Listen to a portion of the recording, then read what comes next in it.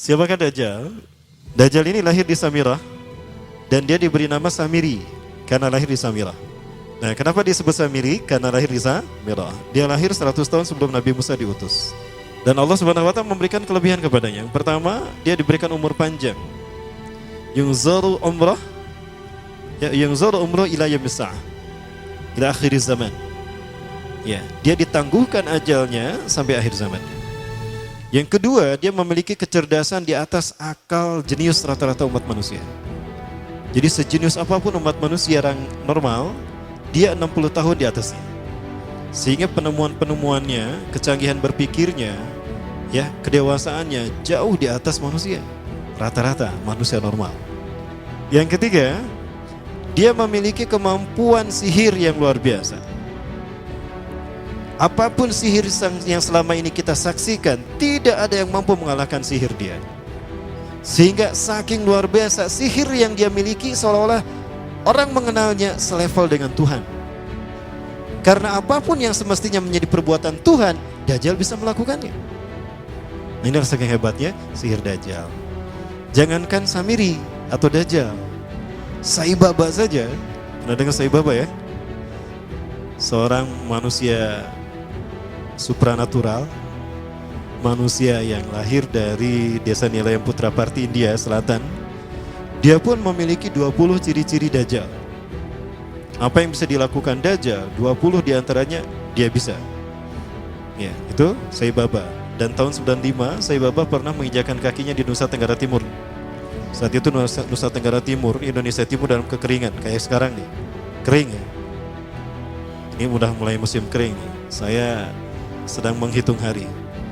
Kalau kering seperti ini terjadi 3 tahun, waspada. Karena sebelum Dajjal muncul akan ada musim kering selama 3 tahun berturut-turut. Apakah ini tahun pertama dari 3 tahun tadi? Wallahu a'lam. Nah, Sai Baba datang ke Nusa Tenggara Timur, dia menginjakan kakinya 3 kali. Kakinya dihentakkan begitu 3 kali, lalu dia mengatakan kepada air, "Ya lama, khuruj." Hai air, keluar engkau. Maka air pun keluar. Sampai sekarang. Sampai ada toren besar dibangun untuk menampung air yang dikeluarkan oleh dia. Pada dasarnya ini adalah izin Allah. Namun ini istidrat bagi dia. Nah, diberi nama di tulisan di torennya itu tulisan Sai Baba Water Foundation. Itu tahun 95. Namun sekarang dia sudah mati. Ya, alhamdulillah. Jadi Dajjal bisa melakukan, Samiri ini bisa melakukan apapun yang dia inginkan. Nah, nasab kelahirannya adalah nasab yang aneh para Allah. Ya, dia lahir dari termasuk Bani Israel. Ya, Bani Israel ini keturunan Nabi Yakub. Yakub itu gelarnya Israel. Keturunannya disebut Bani Israel. Dari Yehuda. Yehuda ini adalah anak laki-laki dari istri pertama Nabi Yakub alaihissalam. Nabi Yakub istrinya 4. Yang pertama bernama Ya'la. Dari Ya'la ini melahirkan 6 orang. Salah satunya bernama Yehuda dan Lewi. Lewi melahirkan Nabi Musa alaihissalam. Yehuda melahirkan bangsa yang kita kenal Yahudi. Salah satunya Yehuda ini melahirkan generasi yang pada akhirnya melahirkan Samiri. Kalau Rahil istri yang kedua, dan ini istri yang paling dicintai oleh Nabi Yakub, melahirkan 2 anak, Bunyamin dan Nabi Yusuf. Nabi Yusuf dan Bunyamin. Yang lainnya juga sama melahirkan 2 anak. Kahit dari Ya'la melahirkan 2 anak, Dam dan Naftali. Ya. Anak tertua dari Nabi Yakub dari istri pertama bernama Raubin. Nah, dari Yehuda inilah lahir Samiri. Nah, ayah dan ibunya, kakek dan nenek Samiri ini adalah para penyembah berhala. Karena Samirah saat itu terkenal penyembah berhala. Ayahnya ini lahir dari proses perzinahan adik dan kakak, incest.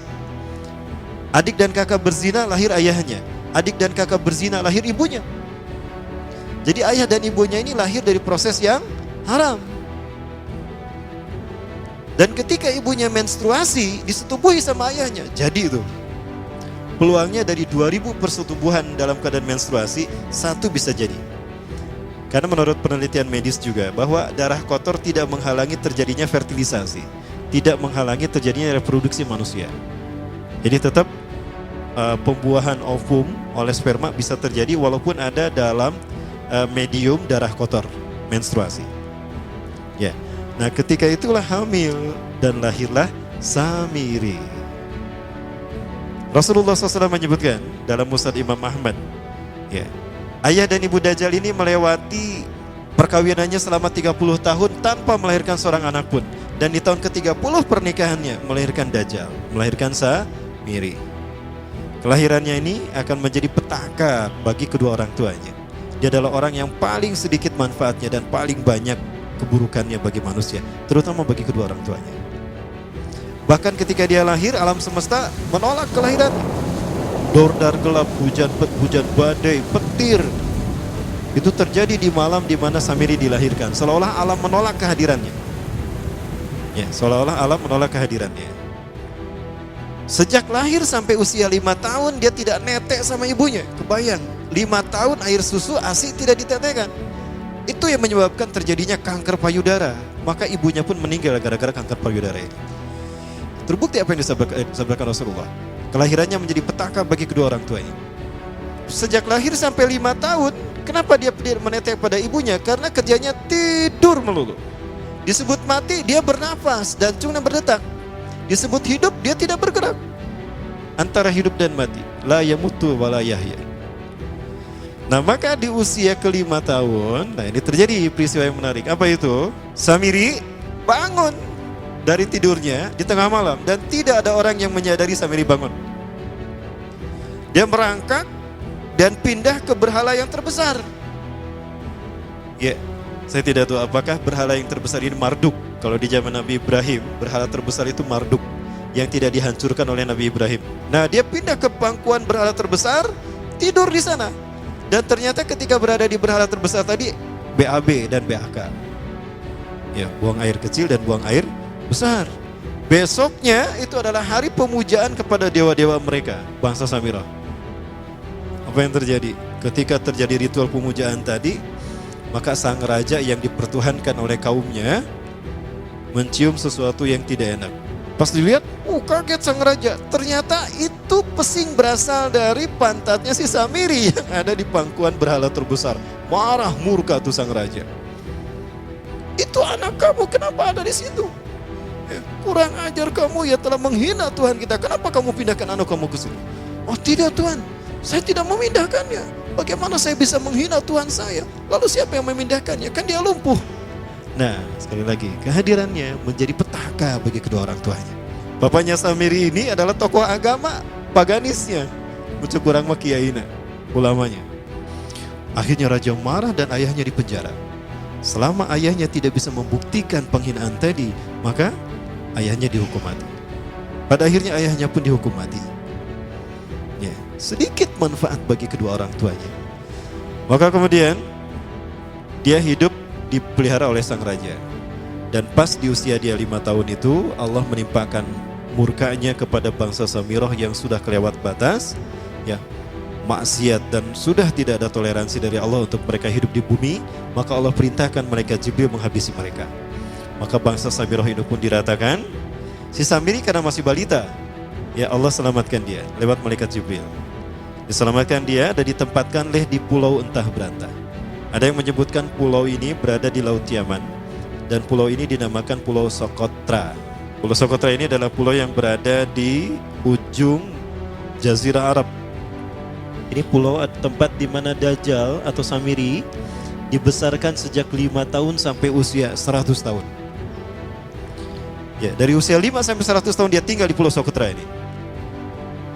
Nah, Pulau Socotra ini adalah pulau yang berada di kawasan Yaman. Pulau yang memiliki banyak keunikan luar biasa. Nah, Pulau Socotra kaya dengan flora dan fauna yang unik hingga saat ini belum ditemukan di tempat lain. Jadi tidak ada flora dan fauna yang ada di pulau ini yang ada di pulau lain di seluruh dunia. Hanya ada di pulau ini. Makanya di pulau inilah Allah ciptakan satu binatang yang unik juga yang disebut dengan jasasa. Jasasa, binatang jasasa itu artinya mata-mata. Tajassa yatajassu tajassusan wa jasasatan. Artinya pemata-mata, spy. Binatang ini bertumbuh besar, dhahmatun kabirah, tughatti jismaha ya asy-sya'r. Hatta la nastati' an nafariqa ayna wajhu wa ayna dubr. Tubuhnya besar dipenuhi dengan bulu sehingga saking penuhnya bulu kita tidak bisa membedakan mana dubur mana wajah. Yang menghadap itulah wajah. Hal ini yang membuat Dajjal terinspirasi. Ya, karena dia hanya menjumpai binatang dan tumbuhan langka, flora, fauna, satwa langka di pulau ini. Ini menjadikan dia terinspirasi untuk menciptakan makhluk. Jangan salah, Dajjal kecerdasannya mampu melakukan cloning dan mampu melakukan berbagai macam riset dan eksperimen. Bahkan ketika orang membayangkan kendaraan tercanggih itu pesawat terbang, Dajjal sudah mampu membuat piring terbang dengan kecerdasannya. Ya, Rasulullah menyebutkan kendaraan Dajjal itu dia bisa terbang, kata Rasulullah, dan kecepatan terbangnya 5 km per sekon. 1 detik 5 km. Kecepatan ini diambil dari hadis Rasulullah. Berapa kecepatannya Rasulullah ketika dia terbang di muka bumi? Ya, kendaraan yang dia gunakan itu kecepatan terbangnya seperti awan yang ditiup angin, kata Rasulullah. Dan awan rata-rata ditiup angin itu 5 km per sekon. Ya. Dan jarak dari satu telinga ke telinganya artinya setengah diameter atau diameter kepalanya. Keledai yang dia gunakan, Rasul menyebutnya keledai, itu arba'una zira, 40 hasta, 27 meter. Ya. Diameternya itu 27 meter. Keledai macam apa yang jarak dari satu telinga ke telinganya 27 meter? Kalau bukan piring terbang. Dan pernah meninggalkan jejak Cop Circle di Yogyakarta. Nah, Cop Circle itu adalah jejak UFO yang menjadi isyarat instruksi bagi para pelaku konspirasi dunia. Bagi para konspirator dunia. Siapa? Para kalangan Illuminati.